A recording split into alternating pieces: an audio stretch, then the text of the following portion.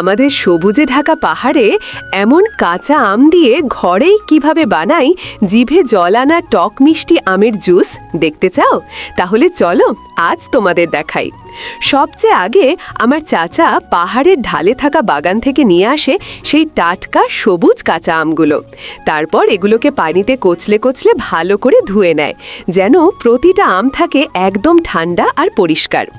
এরপর বড় বড় আমের উপরের খোসা আলতো করে তুলে ফেললেই ভেতর থেকে বের হয়ে আসে হলুদাভ নরম শাঁস।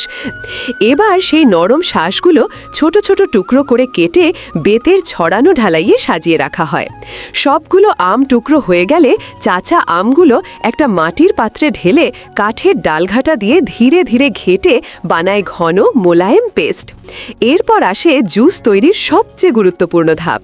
বড় 3টে ইস্টের টুকরো গুঁড়ো করে মেশানো হয় আমের সেই পেস্টে, আর ঢেকে রাখা হয় সারা রাত, যাতে আমের এই টক মিষ্টি দ্রবণ আরও খাঁটি আরও সুগন্ধি হয়ে ওঠে।